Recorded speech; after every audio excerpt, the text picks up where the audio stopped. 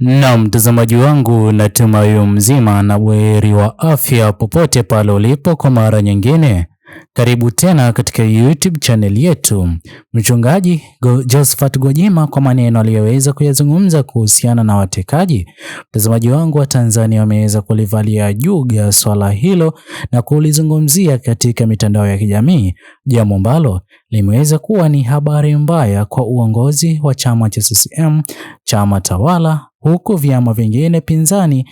vya kisiasa nchini Tanzania vikishutumiwa vikali kwa swala la kumuunga mkono Rais Mama Samia Suluhu Hassan na kutokuwa vyama pinzani vinavyozidi kupinzana na uongozi wao wa chama cha CCM kwa ajili ya kufanya uongozi huo uweze kuwajibika kufanikisha baadhi ya mambo walioweza kuyaahidi katika kampeni walizokuwa wakizifanya kwa ajili ya uchaguzi mkuu wa mwaka 2025. Mtazamaji wangu, ikizidi kubainika kwamba chama Chadema kimeweza kufanyiwa jaribio la kuzimwa kisiasa,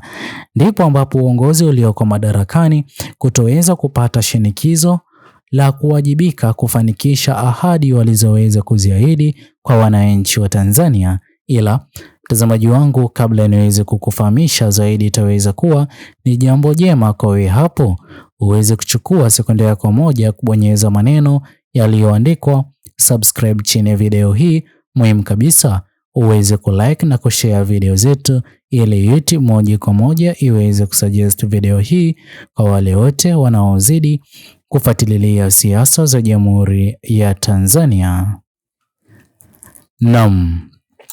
mtazamaji wangu, kwa mara nyingine swala la utekaji nchini Tanzania hivi sasa maswali mengi yanazidi kuibuliwa.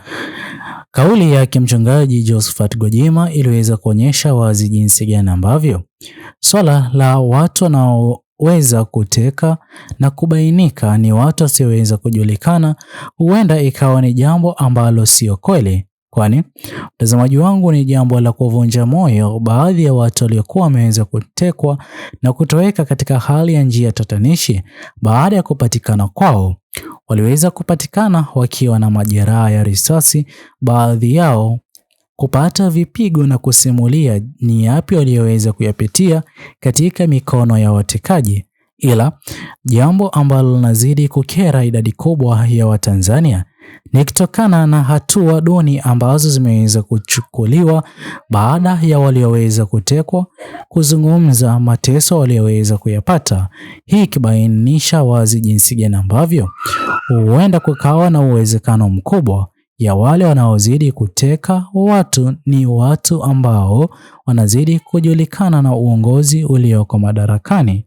Mbaya kabisa, Josephat Gwajima aliweza kuzungumzia utekaji ulioweza kufanywa dhidi ya Sativa na kueleza jinsi gani ambavyo Sativa aliweza kupigwa risasi na kuachwa katika pori, ambapo nia ya watu waliokuwa wameweza kumteka ni ya kwamba kutokana na damu nyingi alizokuwa akizivuja ama kupoteza, Sativa aweze kuaga dunia kwa kuvuja damu nyingi, na iwapo hilo halingeweza kutokea basi aweze kuliwa hata na wanyama pori. Mtazamaji wangu, kwa kweli kauli ama maneno aliyoweza kuyazungumza mchungaji Gwajima kuhusiana na utekaji ulioweza kufanywa dhidi ya Sativa umeweza kusababisha idadi kubwa ya wananchi wa Tanzania kuomba uongozi ulioko madarakani uweze kuweka tume mpya ambayo itaweza kufanya uchunguzi. Ila jambo la kuvunja moyo, tume ambayo iliweza kupewa jukumu la kuchunguza hata vifo vya idadi kubwa ya vijana Gen Z walioweza kuaga dunia katika maandamano ya Oktoba 29 mwaka 2025. Kwa mara nyingine, tume hiyo inaonekana kulemea upande wa uongozi ulioko madarakani, ukitoa kauli ya kwamba hoja na vipengele walivyoweza kuvipeleka katika ikulu yake Rais Mama Samia Suluhu Hassan. Hoja hizo na vipengele hivyo vilivyokuwa ndani ya makala waliokuwa wameweza kuandaa yaliweza kuraruliwa na kutupiliwa mbali, jambo ambalo wengi hawajaweza kutokea kuamini tume hiyo. Ila Kwa kauli nyingine, mtazamaji wangu, inazidi kuonyesha wazi jinsi gani ambavyo pia vyama pinzani vilivyomo hivi sasa katika Jamhuri ya Tanzania pasipo chama Chadema, mtazamaji wangu, inazidi kuonekana wazi vyama hivi ni vyama ambavyo vimeweza kununuliwa kisiasa, mtazamaji wangu, kwani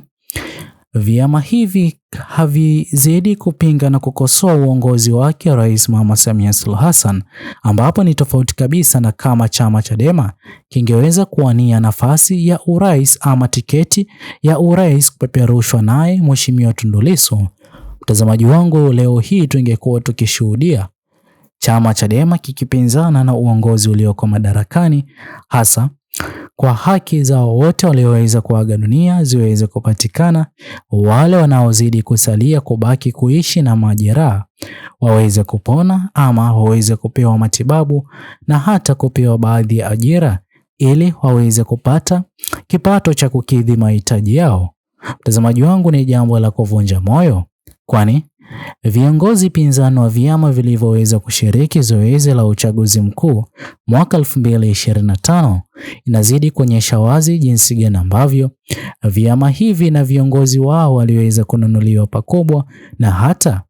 wao kupeperusha tiketi za urais katika uchaguzi ulioweza kupita iliweza kuwa ni mbinu ya kuonyesha wananchi wa Tanzania ya kwamba Rais Mama Samia Suluhu Hassan katika nafasi ya kiti cha urais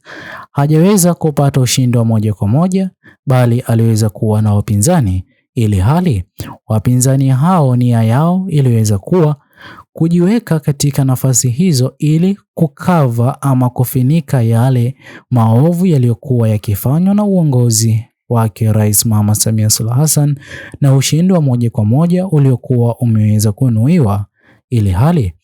kama kwa kweli kungekuwa na uchaguzi wa huru na haki, tusingeshuhudia chama Chadema,